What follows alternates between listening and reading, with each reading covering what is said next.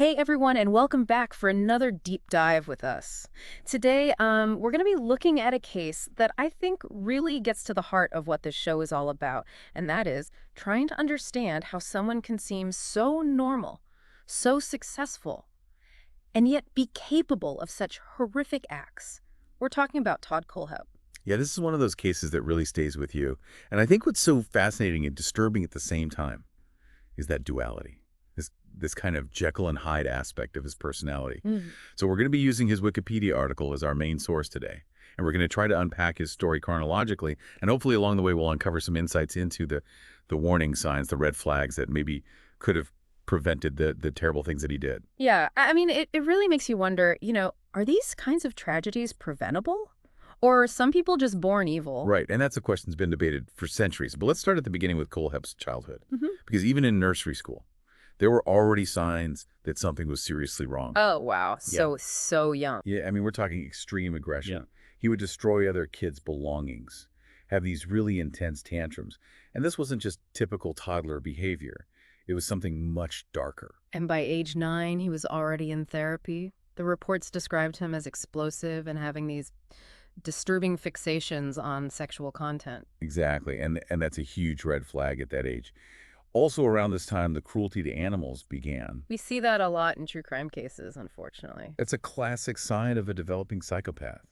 You know, shooting a dog with a BB gun, killing a goldfish with bleach. These aren't just childhood pranks. They're often indicators of a deeper disturbance. I mean, to think that a child is capable of that level of callousness, it's just heartbreaking. And Kohlhepp's own father said something really killing. He said that the only emotion his son seemed capable of was anger and madness. Wow, I mean, imagine hearing that about your own child. Yeah, it speaks to a level of despair that's just unimaginable. Then at age 15, Kohlhepp was diagnosed with borderline personality disorder and spent time in a psychiatric hospital. Now, for our listeners who might not be familiar with that term, could you explain a little bit about what borderline personality disorder is? Sure. Borderline personality disorder is characterized by intense emotional instability, difficulty with relationships, a distorted sense of self, and impulsive behaviors. And this diagnosis came right around the time that he committed his first major crime, right? Yes, that's right. So there's a lot to unpack there. Yeah. And it's important to remember that a diagnosis doesn't excuse his actions, but it does provide some context. Yeah, it's never a simple equation. And it's interesting because even though he had these severe emotional and behavioral issues, Kohlhepp was actually very intelligent, That's right. He had an above-average IQ. which makes his story even more perplexing. I know. It's like this puzzle that doesn't quite fit together. And a judge who was involved in this first case actually described him as behaviorally and emotionally dangerous, and even suggested that he might be impossible to rehabilitate. This is a pretty strong statement. I mean, do you think that assessment was accurate? Or was there potential for a different path? Yeah, it's hard to say, Hindsight is always 20/20. Right.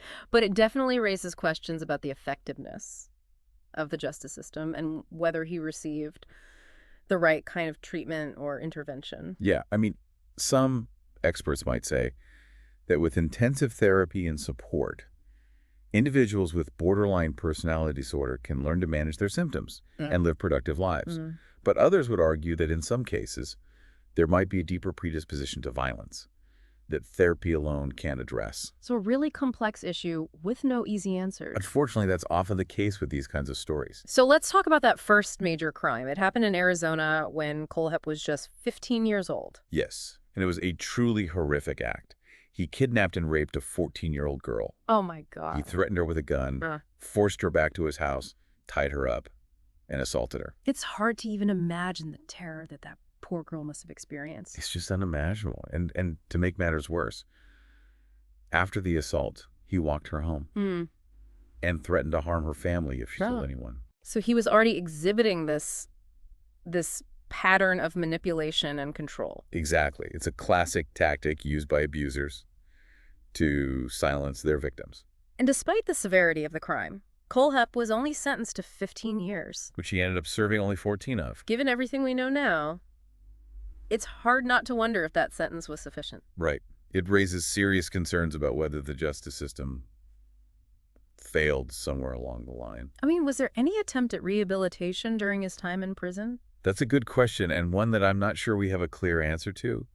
But it does highlight the ongoing debate about how we deal with young offenders who commit violent crimes.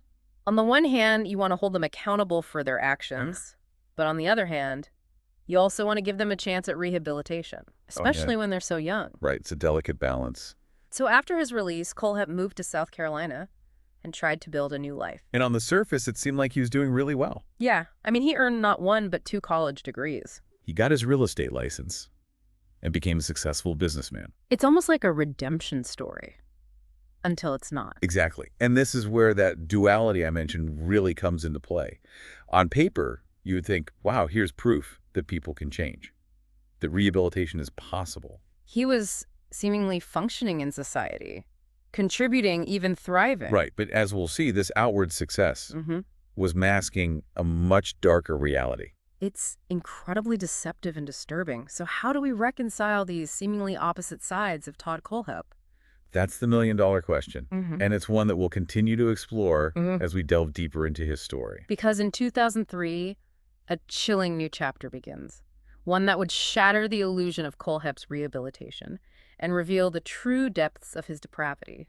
The unsolved murders at Superbike Motorsports. And that's where things take a truly dark turn. This is a story that will leave you questioning everything. You thought you knew about this case, so let's jump right in. We were talking about the Superbike Motorsports murders. Right, in 2003, 4 people were brutally murdered at a motorcycle shop in Chesney, South Carolina. A small town about an hour from where Kohlhepp lived at the time. Exactly. And these weren't random victims. No, they were the owner of the shop, Scott Ponder, the service manager, Brian Lucas, a mechanic named Chris Sherbert, and tragically, Scott Ponder's mother, Beverly Guy.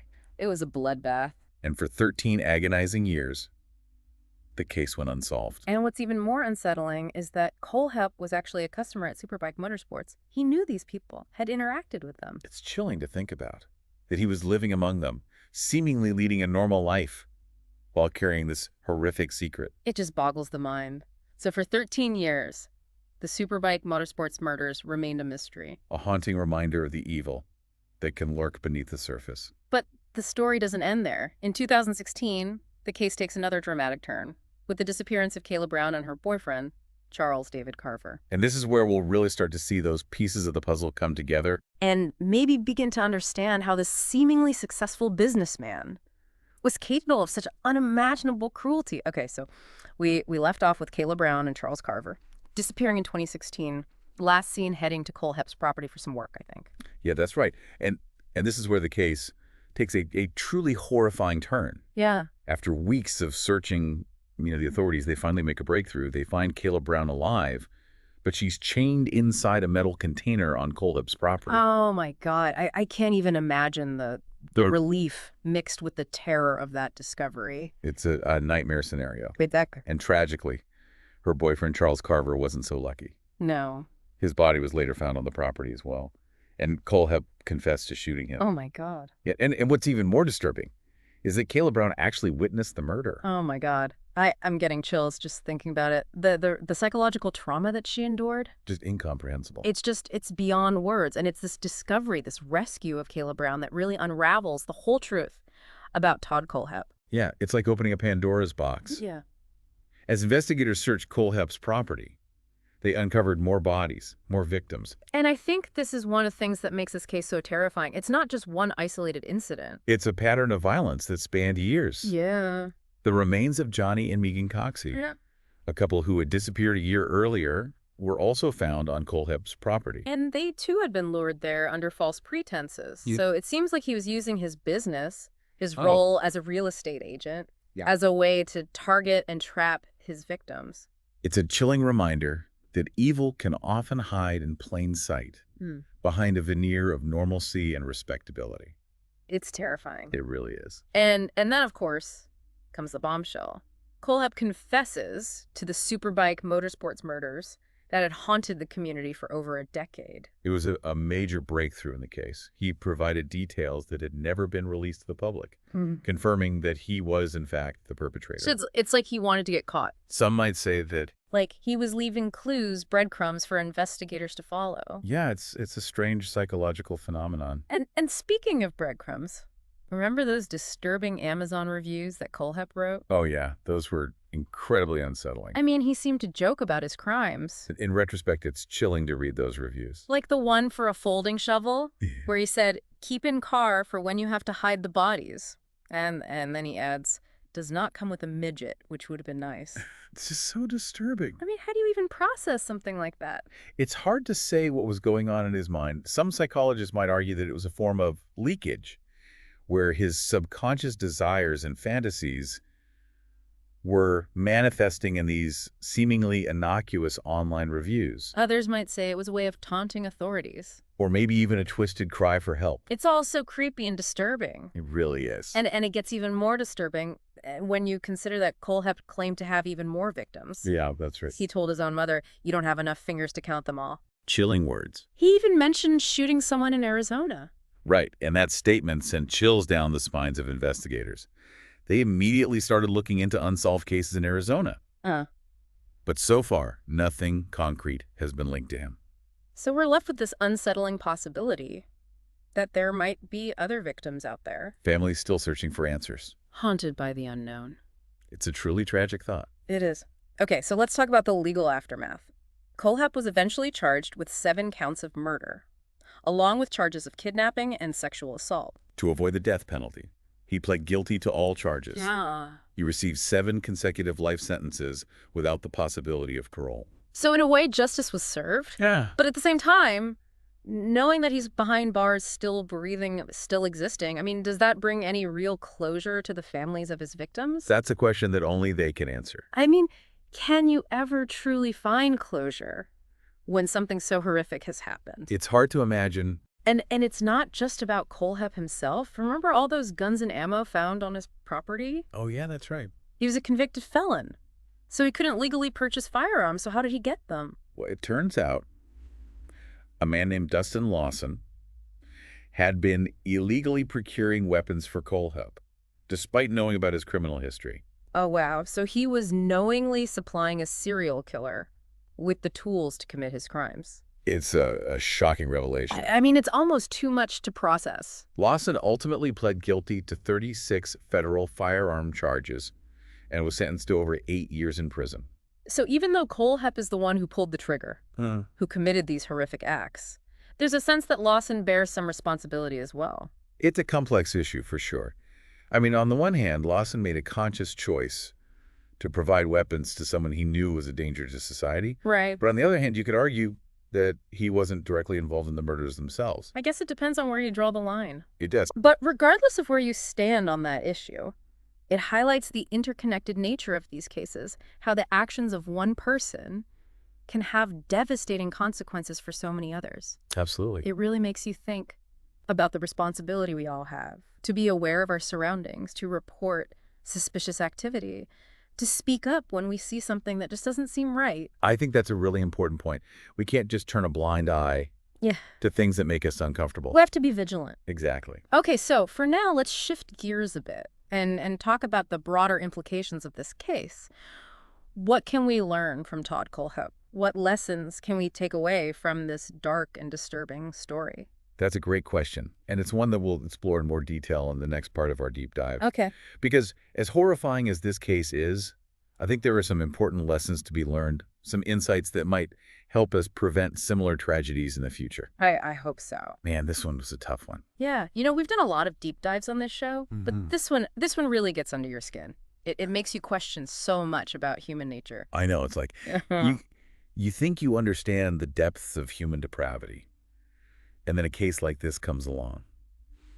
And it shakes you to your core. It really does. I mean, even after all this time, I'm still haunted by those Amazon reviews. Yeah, no, it's like, Yeah. was he trying to be funny? Was it some kind of sick joke? Or was it something much darker, like a need to brag about his crimes? Or maybe a way to taunt the authorities. Right, like he was saying, look what I got away with. And then there's the fact that he might have had even more victims. It's a thought that just won't go away. It's terrifying. The not knowing. Yeah, the uncertainty is almost worse than the knowing sometimes. And I think what's so frustrating about this case is that there are just so many unanswered questions. I know, it's like we have all these pieces of the puzzle, Mm-hmm. but we can't quite put them together. It's like trying to solve a riddle with half the pieces missing. Yeah. And that's part of what makes it so disturbing. It is. It's like this case exposes the limits of our understanding of the human mind. And the limits of our justice system. Yeah. I mean, what do you do with someone like Todd Kohlhepp? Right. Hmm. I mean, is there any hope of rehabilitation? Or is he just fundamentally broken? I don't know. I mean, I really don't. It's a tough question. And it's one that I don't think has an easy answer. But I think it's important to keep asking these questions, to keep trying to understand, even when it's uncomfortable, even when it's painful. Yeah, because if we can learn something from this case, if we can prevent even one tragedy like this from happening again, then it's worth it. Absolutely. So where do we go from here? What can we take away from this deep dive into the darkness? I think one of the biggest takeaways for me is that evil can wear many masks. It can hide behind a charming smile, a successful career, a seemingly normal life. And that's what makes it so dangerous. Exactly. Because it's not always obvious. We can't always spot the red flag. And that's why it's so important to trust our instincts. If something feels off, if someone gives you a bad vibe, don't ignore it. Better to be safe than sorry. Exactly. And I think another important lesson is that mental health matters. Yeah. We need to do a better job as a society of addressing mental health issues, of providing resources and support, especially for young people. Because early intervention can make a huge difference. It can. Yeah. And we also need to have honest conversations Yeah.